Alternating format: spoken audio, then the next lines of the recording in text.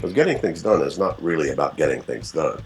It's really about being appropriately engaged with your life so that you can be present wherever you are, so that you have full availability of your faculties, your focus, and your attention. And that's your most productive state anyway. Hello, and welcome to the Mindful Entrepreneur Podcast. We're your hosts, Tati and Jerry Jimenez. Join us as entrepreneurs and brother and sister interview inspiring leaders in different fields to explore how they've achieved results and fulfillment. Let's get started as soul, passion, and business come together at The Mindful Entrepreneur. David Allen is an author, consultant, international lecturer, and founder of the David Allen Company. He's widely recognized as the world's leading authority on personal and organizational productivity. His 30 years of pioneering research, coaching, and education of some of the world's highest performing professionals, corporations, and institutions has earned him Forbes recognition as one of the top 5 executive coaches in the U.S. Fast Company held David Allen one of the most influential thinkers in the arena of personal productivity for his outstanding programs and his groundbreaking methodologies in management and executive peak performance. Time magazine labeled his first book, Getting Things Done, as the defining self-help business book of the decade, and it's been a bestseller since its publication in 2001. It's now published in 30 languages. Other books authored by David are Ready for Anything and Making It All Work. On the personal side, he's a great dancer, husband to a beautiful wife, and is currently residing in Stockholm, Sweden. David, thank you for being here. How are you? I'm fine, thanks. We have so been looking forward to having you on our podcast, David, and that is in part because of our experience of you through the years. A very joyful and present man, yet super highly effective. I remember this one time we were dancing at a retreat, great dancer, by the way. And I kept thinking, how is it that this man can have so much fun and yet be like a world-renowned businessman and you know, like coexist in that same space? So as we were doing research on you, David, we came across something that you mentioned is having a mind like water. Can you please expand on this and share with us how having a mind like water can be achieved? Well, I think, because I picked up that phrase from the martial arts and my experience there, I think people often may misunderstand that or misinterpret that as meaning that you're constantly in some sort of Zen-like on a mountaintop, state of serenity, which is not bad. I mean, there's nothing wrong with that. But like water sort of responds to everything appropriately. It can be quite turbulent. It can be whatever. It just is an appropriate response to whatever's going on. So it's really a way to talk about what I refer to now as just appropriate engagement. Because getting things done is not really about getting things done. It's really about being appropriately engaged with your life so that you can be present wherever you are, so that you have full availability of your faculties, your focus, and your attention.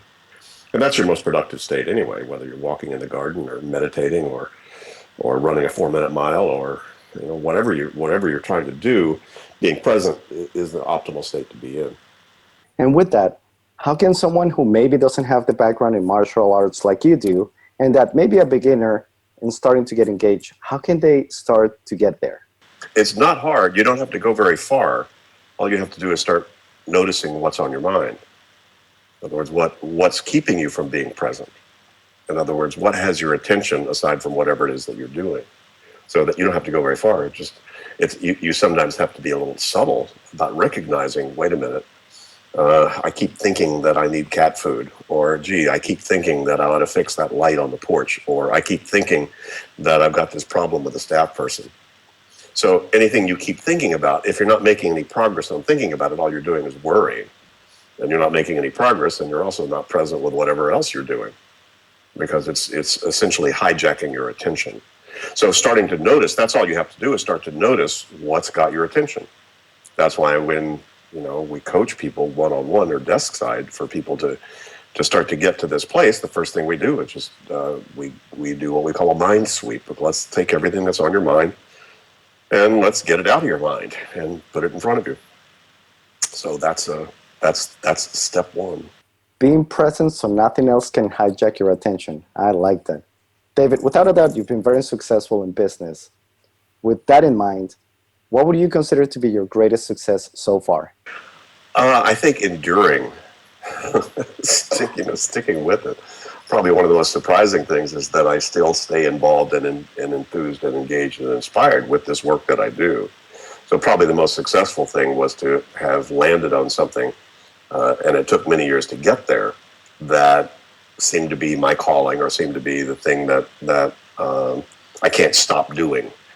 And I think usually the people who wind up having a particular talent or a particular calling don't really realize that, because it just seems so obvious. You wondered why everybody doesn't do that or think that way or whatever. So, it took a long time to realize that what I had realized was unique. And I sort of needed to put it out there in the world and then see who saluted. But it took a long time to get there. I didn't know what I wanted to do. I didn't know what I wanted to do when I grew up, long after I'd grown up. So, really? It was a long path, yeah. So during this discovery process, what would you say was your aha moment? That time when you realized this is what I want to do. Well, I think if there was an aha moment, in terms of the model that I developed and all the work I do around that, and the quote success, that may have been attached to that, that was just a long string of, as I say, epiphanettes, and just putting one foot in front of the other and doing my best and seeing what showed up, and taking the next step and doing my best and seeing what showed up. And, that just, there wasn't, I'd love to say there was some master plan. There probably was, but one I'm not aware of.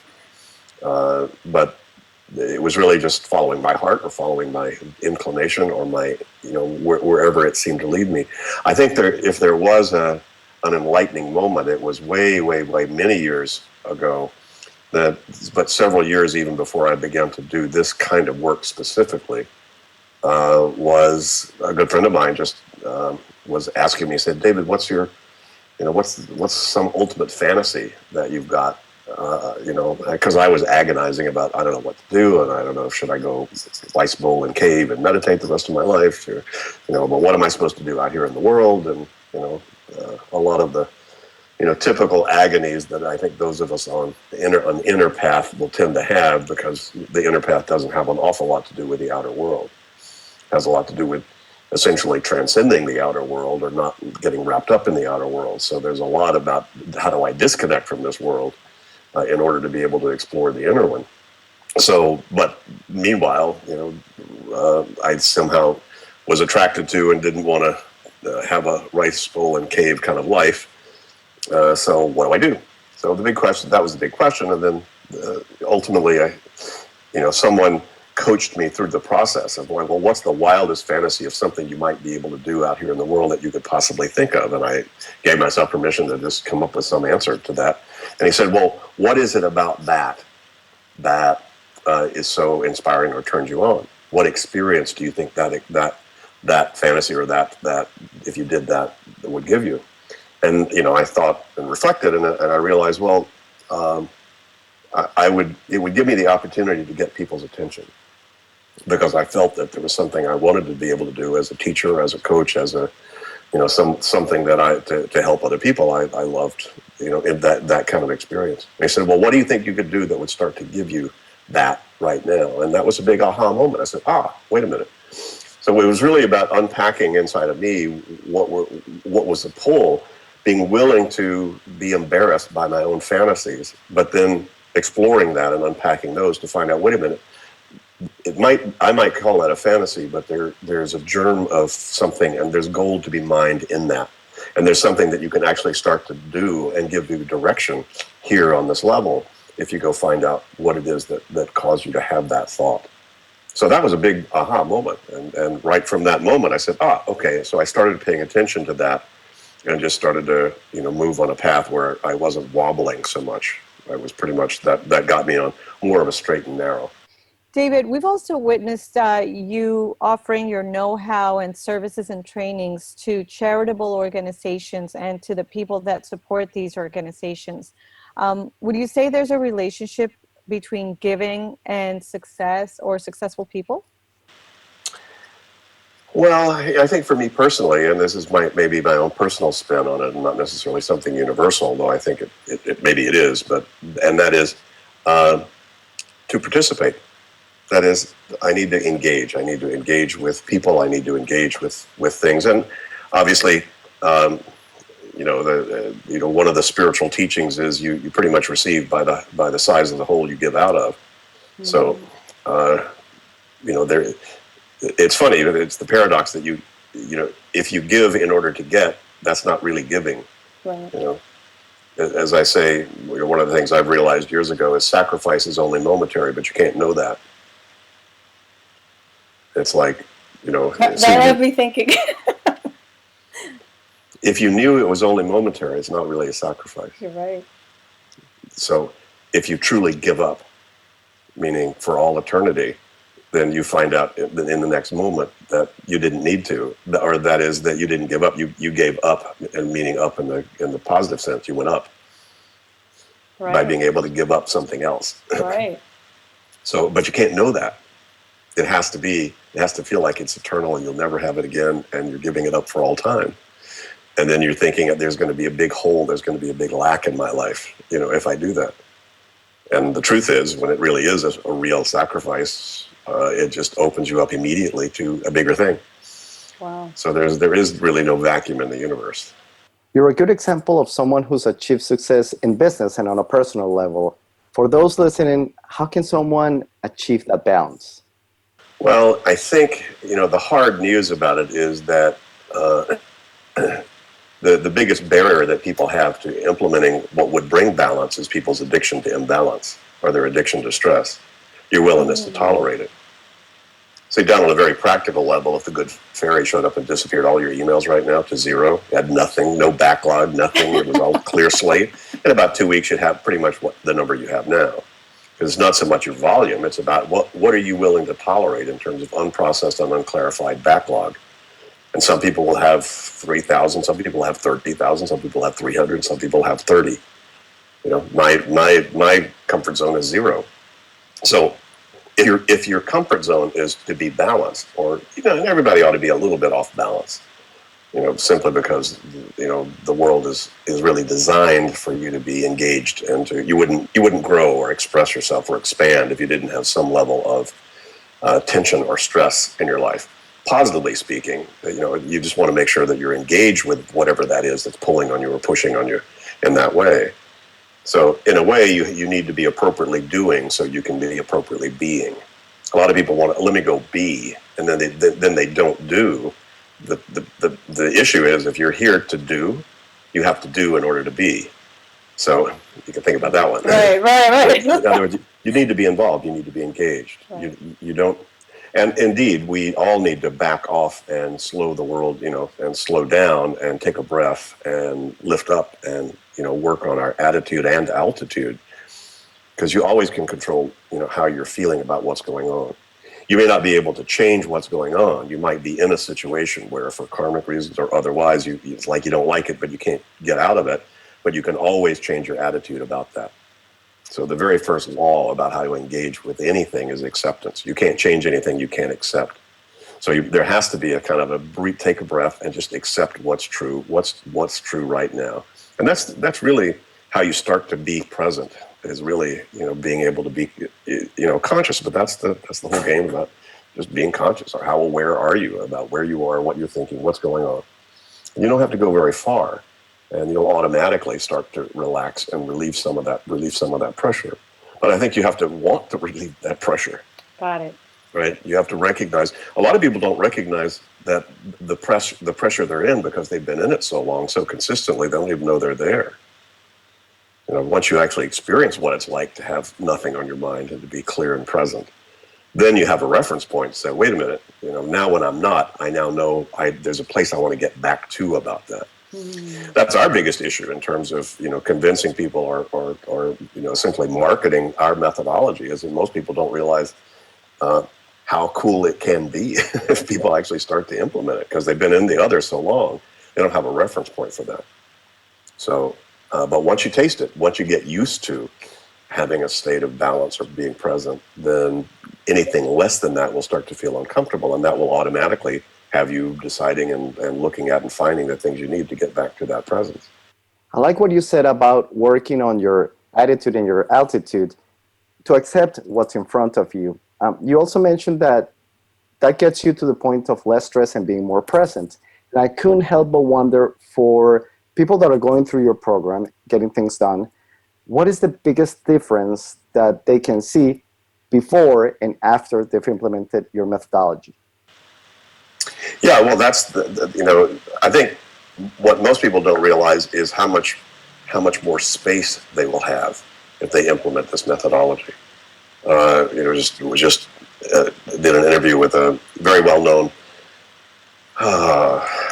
pop and rock star in Oslo, in Norway, and he's also a film editor. He's also music video producer, and very talented guy.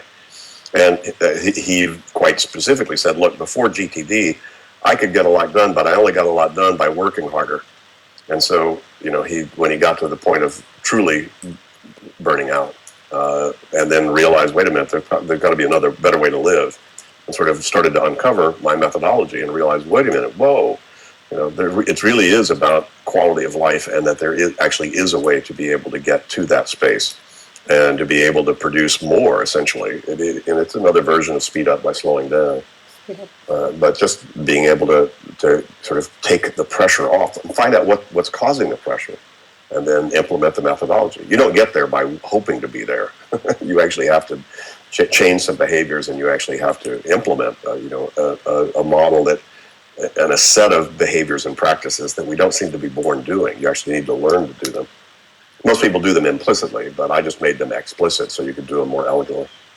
And to wrap up, David, what is next for David Allen and company, or for David Allen and family? What is your next big dream? I think there are only about 2 million copies of my book out there in 30 languages, and there's 7 billion people, so there's a lot of folks that still need to know about it who don't. And it does, there's no exception. Anybody starts to implement any version of this methodology, it improves their life and their work. There's no, you can't punch a hole in it. It works. It absolutely works. So having something that is that bulletproof and that sound and that positive in terms of creating, improvement for people, everybody, our mission is to get that to as many people in the world that want it. So, that's a big job still. Excellent. So we'll collaborate and work on that. So thank you, David, for your positive influence. And we want to congratulate you again for all you've achieved, and just for being a great person. And thank you again for being with us on this podcast. Bye. Hey, and before you leave, both the Genius Spot and Be the Factor want to thank you, our awesome audience, for being part of our podcast. And if you found this episode of value, please share it with your friends and loved ones so they too can join the Mindful Entrepreneur.